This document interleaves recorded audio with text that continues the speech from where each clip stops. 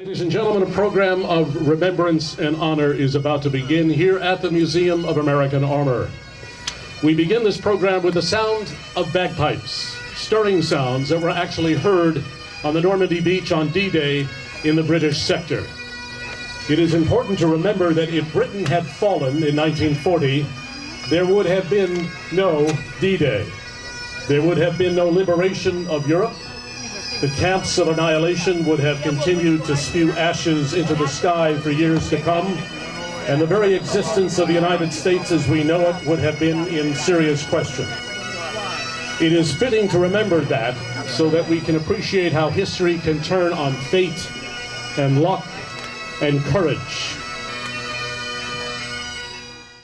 I have the pride in knowing that a great, almost impossible task was called for, but I was part of the group that carried it out, that fulfilled the mission, and should be forever grateful to the country that backed them up.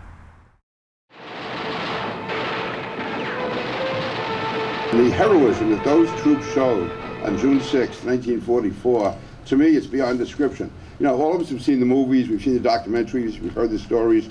I was privileged in 2004 to be with President Bush when he observed the 60th anniversary of D-Day, and to actually see that beach, how long it is, from the water to the cliffs, and then the cliffs, the way they go up, how those men were able to do that, how they were able to, knowing that the Nazis were at the top of machine guns and rockets and mortars, how there were mines all throughout that beach, that they came across, landing in the water, running across the beach, and then having to climb up those steep cliffs. Is just, to me, the courage that took, the dedication that took, and the ability that took is, again, to me, beyond description. And I would just hope that every American forever would realize the heroism that was shown that day.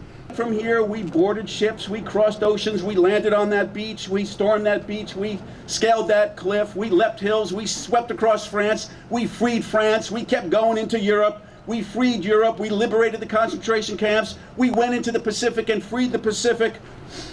It is almost impossible for those of us who have never seen the war to fathom that level of courage. But it was that courage that won D-Day and liberated Europe. And it was these men who are here who did that for our country. We have Memorial Day, and we have D-Day Memorial, and in between we had a lot of rain. It wasn't April showers, it was tears from above. It's tears for the soldiers who gave their lives for our country. This building is far more than brick and mortar, and the weapons and such, the gun unscrews and this slides. They mean much, but it's about our nation's moral obligation to tell a story of courage and battle against all forms of tyranny, and to support our military and to understand that the best defense against aggressive nations is, in fact, a strong military. The future is never guaranteed. There are forces in this world that view democracy and diversity as an enemy that must be destroyed. As Americans, we have much to share, and that includes the lessons of D-Day, June 6, 1944. Thank you, and God bless our great country. Ladies and gentlemen, as you all remember to say, without ensure the next demonstrations such as this reinforce your feeling that your actions were appreciated.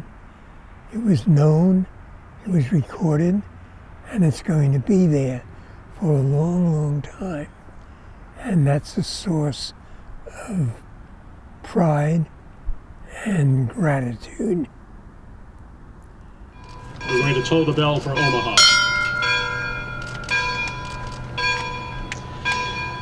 The tolling of these bells signify much more than names on a map, men who sacrificed themselves in the defense of liberty.